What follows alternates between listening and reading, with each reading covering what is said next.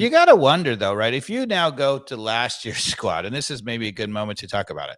Last year's squad versus this year's squad, right? You lose Joseph Martinez, you get Giakoumakis, and you lose Moreno, and you get, I don't know, nobody. Almada, Araujo, still Araujo, right? You lose Alan Franco. Supposedly they're bringing in this guy, Abram. Yep. Louis Abram, right? So even if you argue that Giakoumakis is the same or better than Joseph, and even if you argue that Abrams is the same or better than Franco, is the squad really improved from last year? I don't think we're improved. No, I think now, obviously, you might say it's improved just because we have Guzan and Miles Robinson back, and presumably they're not hurt. Although, over a season, you got to figure somebody you're going to get. I don't know, because Alan Franco, to me, like defensive wise, still was better than Purata. I think is easy to throw some arrows at Franco the way that things unfolded around him. Yep. But I think he was a good defender. I think he, probably had some light shined on him that was fair and unfair in some of the decisions he made. I don't know. What are your thoughts there? Well, I was going to throw it to Carmen. So, Carmen, what do you think of last year's squad versus this year's squad? Better, worse, the same? I'm going to say about the same, and I feel like I'm giving them the benefit of the doubt on that. Yeah, I feel like we just went like for like, right? And so the only thing you can say if it's going to be better, it's not more talented squad, that's for sure. The only thing you could say is it's possible it's a more cohesive squad. Right. There's no more, backroom, Yeah, so and that's important. It is important. So if you're going to say like that, the attitude of Martinez is out of the building, the grumpiness of Moreno, who is a fantastically talented player, super skilled, but just didn't fit the mold next to Almada. Okay, I get it.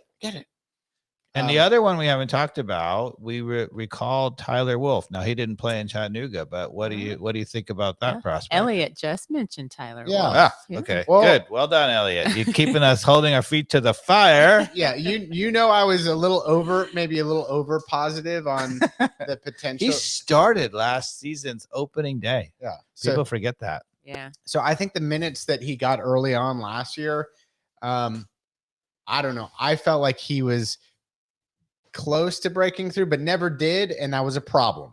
Okay, so he, I guess, is the Moreno replacement, right? He's a similar kind of attacking, dribbling, whatever player, but that's the guy who is gonna, whether you would say, would have to take up the slack that you lose from Moreno. Now, obviously, people would say we lost nothing from Moreno because Pineda benched him down the stretch. I'm not wrong. I would see him being more of a sub, coming in for like Araujo or something, just to give him like a break in certain games. If he's that player, then we're in trouble, because I feel like we need something better than that.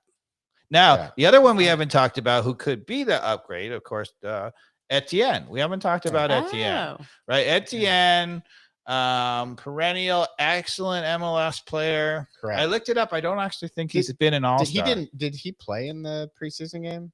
No, he has a slight knock, but he's fine apparently, and it was just precautionary. Okay, that's so good. Almada and Etienne didn't play. Etienne's clearly the starting Moreno box-to-box guy, unless Tyler Wolff is. Okay. So, Etienne, yeah, I do feel like we're very much at parity then. I forgot about Etienne. I did forget about him, yeah. And Mascara, we've got, and Caleb Wiley, another up. Caleb Wiley's, he's growing into that's a look. That's a look. Carmen, what's the look? No, I didn't have a look necessarily. No, I think Wiley is definitely up and coming. It's just for some reason, I don't know necessarily where he's gonna fit or what they want to do with him. Well, my opinion with him is he's obviously fabulous with his footwork, and so you've got to give him the right direction.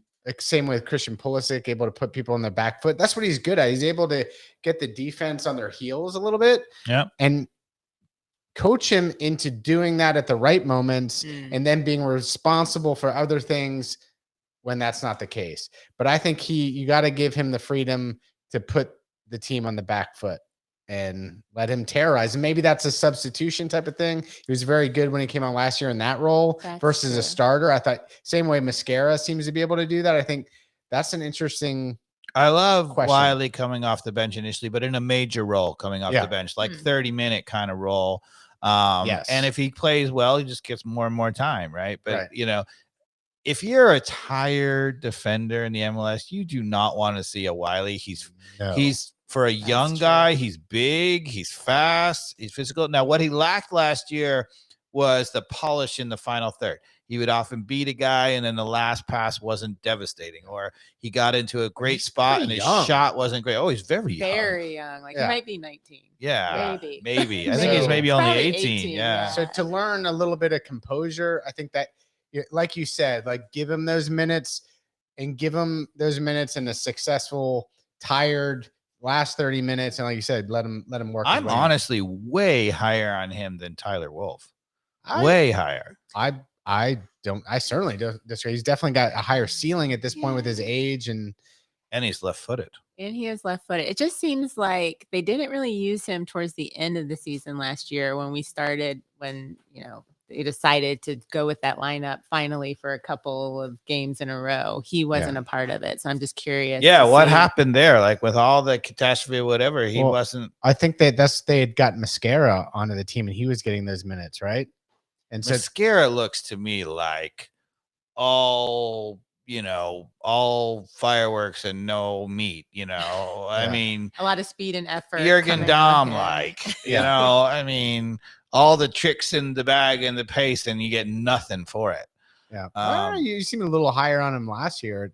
Well, again, I don't think Mascara is a terrible signing, and I actually thought we didn't use Jürgen Damm that well. You put in Jürgen Damm, you know, consistently in the last 7-8 minutes of a game. Again, you're a tired defender. You don't want a guy that pacey who wants to dribble at you. So you're just saying he's the late. We need a goal. We need to figure something out, either to break the tie, get the tie, or get the win. Yeah, for sure. Because you know, usually you think you're bringing on, you know, a Dom Dwyer, some guy who could score up front. You know, presumably you got to figure Giakoumakis is the starter and Jackson Conway is coming off the bench.